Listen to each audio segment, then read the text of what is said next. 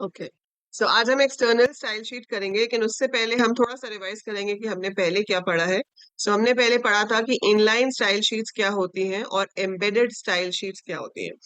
Embedded style sheet को internal style sheet भी कहते हैं। ठीक है, so we have three type of style sheets: inline style sheet, then internal style sheet, which is also called as embedded style sheet, and the third one is your external या फिर linked style sheet. ठीक है, अब ये style sheets का purpose क्या है? To define new styles for the tag. जैसे कि अगर कोई टैग है बी जो सिर्फ टेक्स्ट को बोल्ड कर सकता है, अब आप उसमें ऐड कर सकते हो फंक्शनैलिटी कि वो बोल्ड करने के साथ साथ उसका कलर भी चेंज कर पाए, उसका बैकग्राउंड कलर चेंज कर पाए। So we can add different features to it, right? For example, आप अगर यहाँ पर देखोगे तो आप ये H2 देख रहे हो, ठीक है। H2 style is equal to colour colon cyan. तो नॉर्मल H2 क्या करता है? एक पर्टिकुलर साइज में हेडिंग को दिखाता है, एंड हेडिंग्स हमेशा बोल्ड आती है। ठीक है, that is the normal display of a heading tag. अब हमने यहाँ पे क्या कर दिया? स्टाइल एट्रीब्यूट को यूज किया। Style is equal to colour colon value. इसको कहते हैं प्रॉपर्टी, इसको कहते हैं वैल्यू। ठीक है, तो प्रॉपर्टी कौन सी है? कलर। उसकी वैल्यू क्या दे दी? सियान। और बीच में जो आएगा वो कोलन आएगा, इक्वल टू का साइन नहीं दोगे आप। So you have to put a colon sign over here. So colour colon cyan. तो अब ये जो H2 आएगा उसमें आपके टेक्स्ट का कलर सियान आएगा। ठीक है, सो ये क्या है? Inline style sheet which will affect one occurrence of a tag.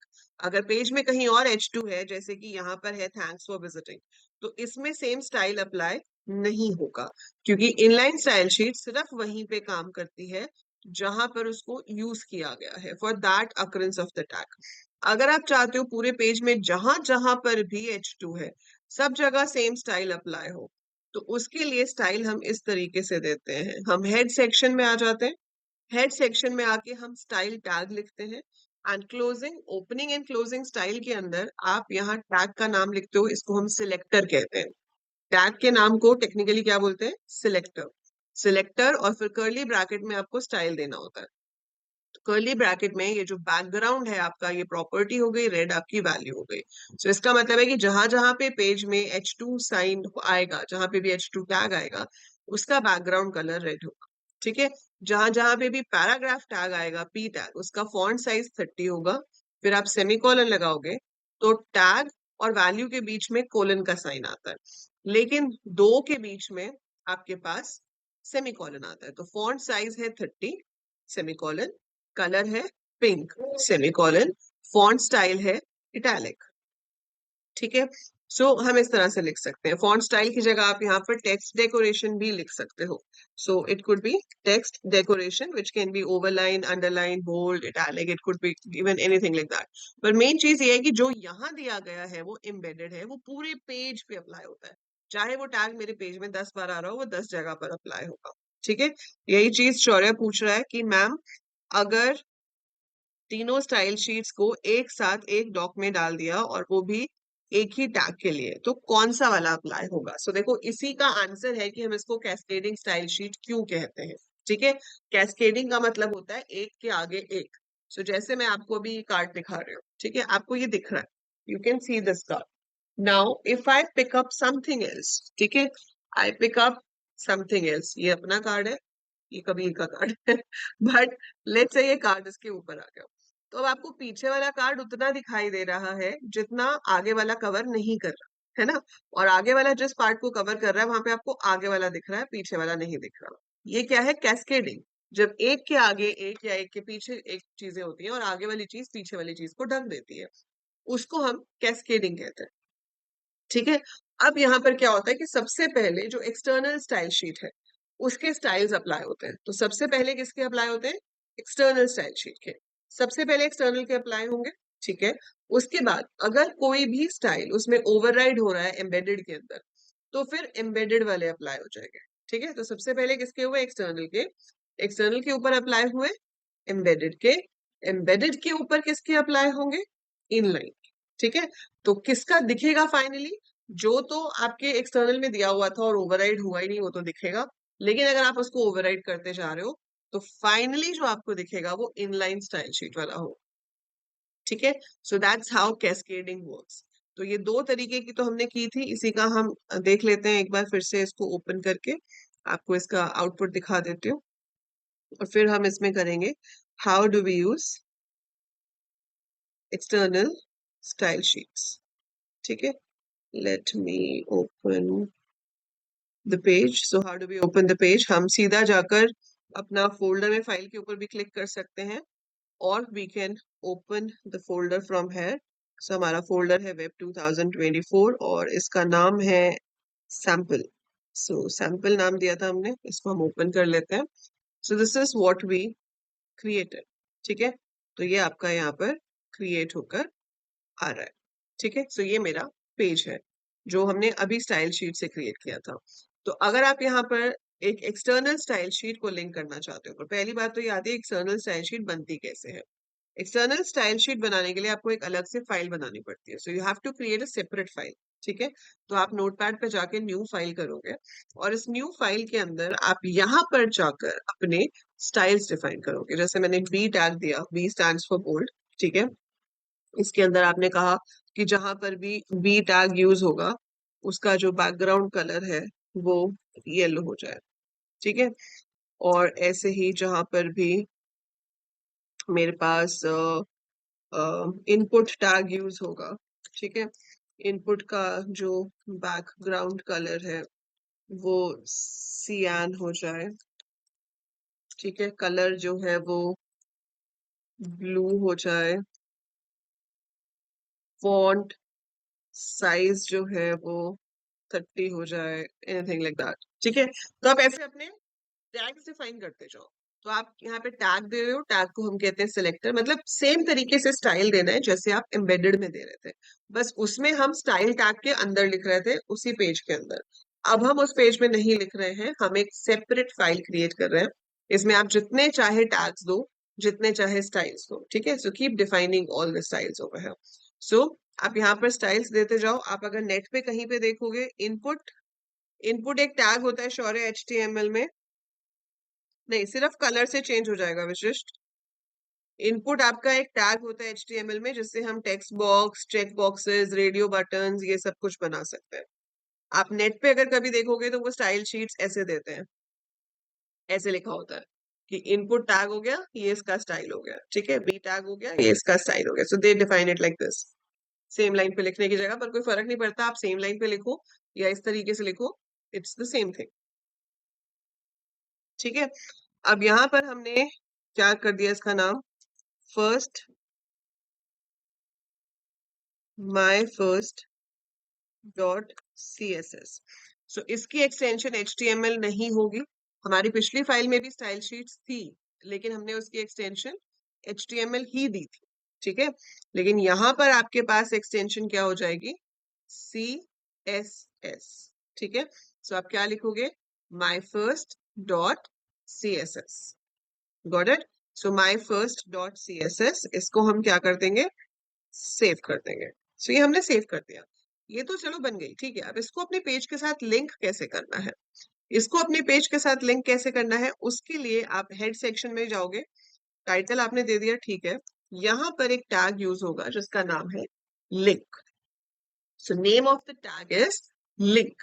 अब लिंक में आपने क्या बताना है, रिलेशन क्या है, क्या किसके साथ लिंक कर रहे हैं हम, स्टाइल शीट के साथ लिंक कर रहे हैं।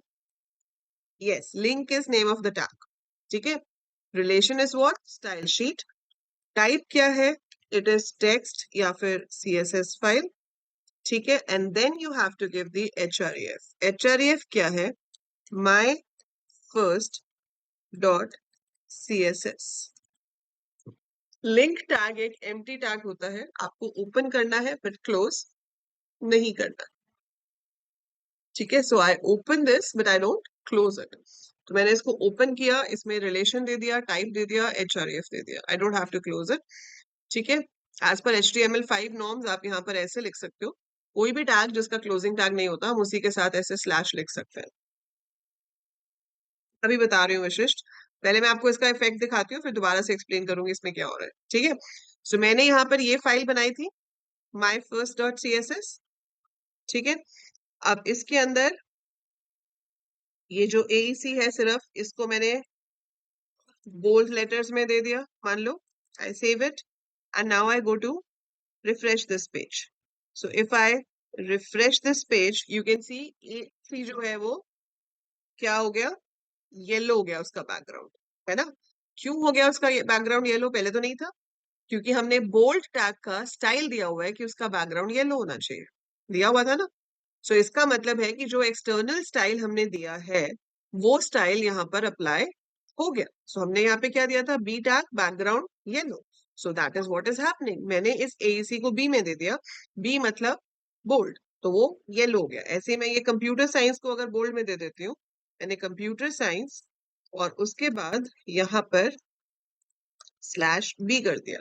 सो I save it and then I go and refresh it again. So when I refresh it, you can see computer science का background color भी येलो हो गया। तो जो हमने एक्सटर्नल स्टाइल शीट में स्टाइल डिफाइन किया था वो स्टाइल यहाँ पे काम कर रहा है। That means you are linked with that external file, और उसको लिंक करने के लिए जो टैग हमने लिखा है वो ये लाइन है। So this is the main line which you have to understand here. Tag क्या है, link. So name of the tag is link. इसमें आपको 3 एट्रीब्यूट देने हैं, ठीक है। सो लिंक टैग क्लोज नहीं होता है, सिर्फ ओपन करना है। इसके अंदर 3 एट्रीब्यूट देने हैं।